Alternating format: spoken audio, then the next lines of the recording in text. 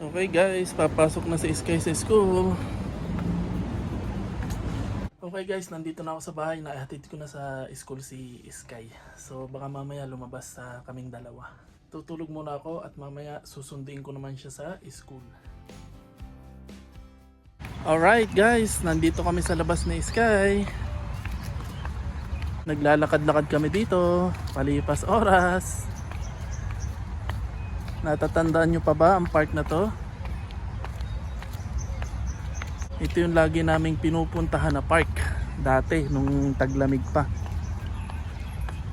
Pawisan kaagad kami ni Sky kasi sobrang humid. Init na hindi sa sikat ng araw kundi yung humidity. Yan, mainit yung ulap kumbaga. Si Sky, punong-puno ng pawis. At least I got this. 6:45 na ng hapon, July 7, Martes. Kung natatandaan nyo, itong lugar na ito, dito ako nag-video nung naglabas ako ng sama ng loob nung matanggal ako sa trabaho. Ito yung lugar na yon. Dito kami lagi araw-araw pumupuntang pamilya para maglibang-libang at magpatanggal ng stress. Kasi sobrang depressed ko nun eh. Dito lang ako naglalabas ng sama ng loob.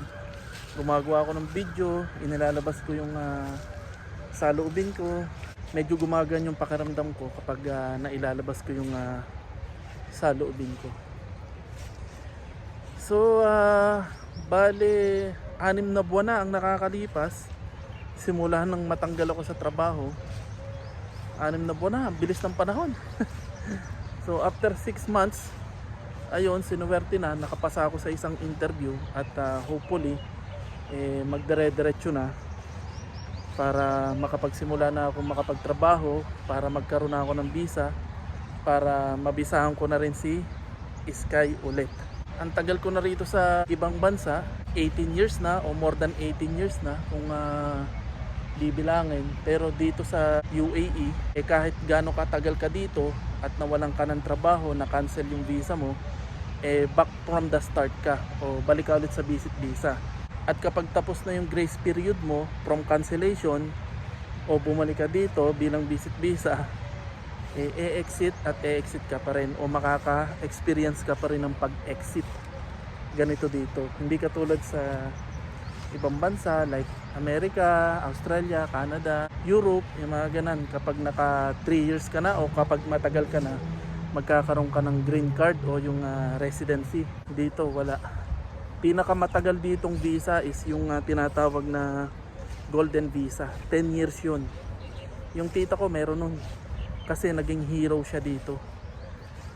Dahil naging hero siya dito, binigyan siya ng government ng golden visa. 10 years.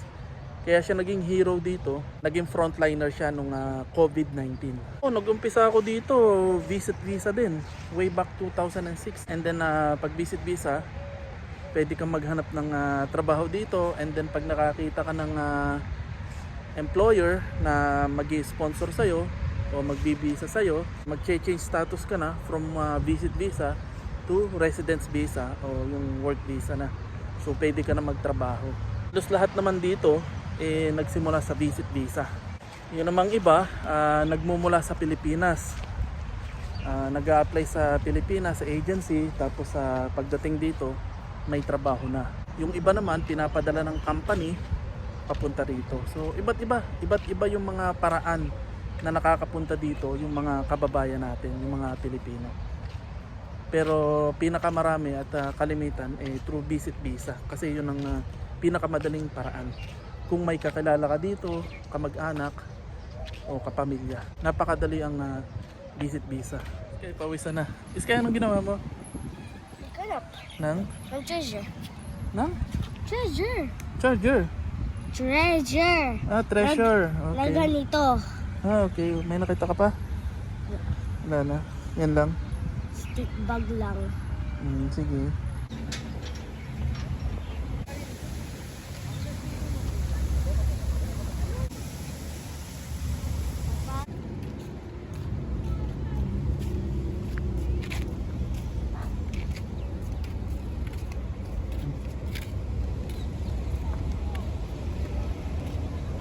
Yung mga pusa dito sa park, inaalagaan ng mga tao dito. Kaya dumami na ng dumami. Diba Sky? Parang naliligo ako. Parang naliligo si Sky. Naliligo sa pawis. So pauwi na kami. Naalala ko lang nung pumunta ako dito, yung nawalan nga ako ng trabaho, sobrang depressed ko. Dito kami lagi nila Sky nagtatambay. Taglamig nun kaya medyo masarap ang tumambay dito sa park. And then nahirapan lang naman ako or tumagal akong makahanap ng bagong trabaho kasi nga nagkaroon ng conflict between Iran at saka Amerika. Kaya naapektuhan yung mga tao ditong mga naghahanap ng trabaho kasi yung mga company nag-stop hiring o nag-freeze hiring kasi nga syempre may gera, yung mga company natakot tsaka yung mga investor. So yan, doon ako natagalan maghanap ng trabaho gawa nung nagkagera.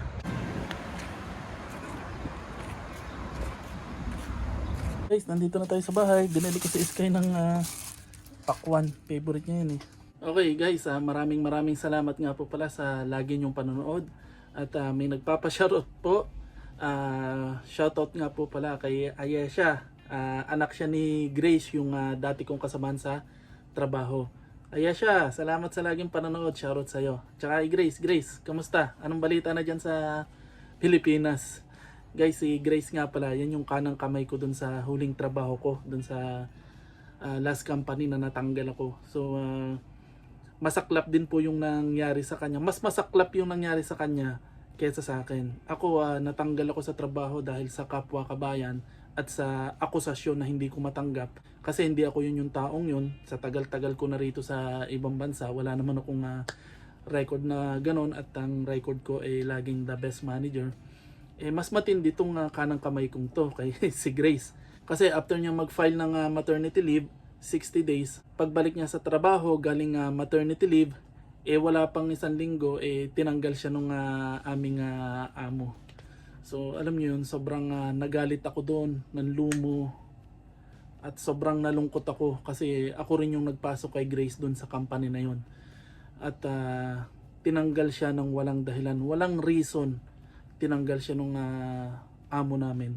As in wala siyang bad record, wala siyang ginawang masama, wala siyang absent, wala. Kasi parehas naman kaming dedicated sa trabaho ni Grace. Pero pagkatapos ko matanggal, tinatapos lang siya mag-maternity leave tapos tinanggal din siya ng walang awa. Naaawa ako dun sa bata kasi kapapanganak lang niya. Tapos nakabisa yung asawa niya sa kanya, naka-sponsor din sa kanya. Kagaya ko, ako naka-sponsor naman sa akin yung asawa ko at saka si Sky. So parehas kami ng sitwasyon, kumbaga ano magagawa, may dahilan yon, may dahilan ng Panginoon kung bakit nangyari yung ganitong pangyayari. May mas magandang nag-aabang sa aming dalawa nung kaibigan ko. So Grace, tatag na ng loob at hopefully maging maayos ka dyan sa Pinas. At kung gusto mong bumalik dito, andito naman ako palagi na handang tumulong sa'yo. Tapos nandito pa rin naman yung asawa mo, tsaka yung mga kamag-anakan mo, yung kapatid ng asawa mo na laging handang tumulong sa'yo. Huwag ka mag-alala, andito kami para sa'yo. Basta unahin mo, alagaan mo muna yung iyong baby. Tsaka guys, buti na lang that time umabot pa siya dun sa repatriation ng gobyerno. At least nakalibre siya sa ticket pa-uwi.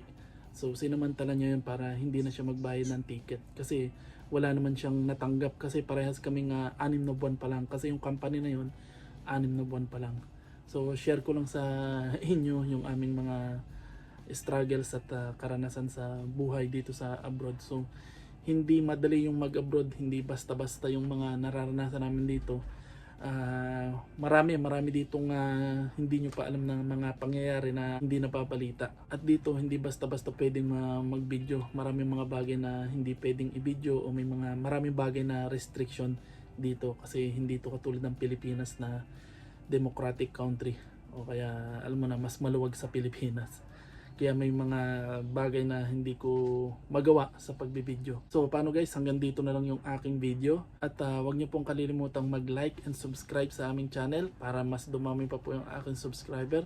At kung may negative man po kayong nakikita o narinig dito sa video ko, itapon nyo na lang po yon. Always take the positive side sa aking mga video. And God bless po. Maraming pong salamat, lalong-lalo na dun sa mga laging nanonood sa aking video. Alam nyo na po yan. At saka yung sa lahat ng tumutulong po sa akin. Ang maipapayo ko lang po sa mga kababayan nating mga naghahanap ng trabaho, wag po kayong titigil. Pasa lang po ng pasa, tapos makipagkaibigan kayo. Kasi natanggap po ako, katitingin ko po sa Facebook, sa Instagram, sa Indeed, sa LinkedIn. So may mga nakikita po ako dong mga hiring. Pasa lang po ako ng pasa hanggang sa may tumawag po sa akin. At yun, nagkaroon po ako ng oportunidad na magka-interview. Tiyaga lang po talaga, tiyaga. Kasi pagkatapos ng pandemic, nung bumalik ako dito, nung 2023, sobrang hirap na nung paghahanap ng trabaho.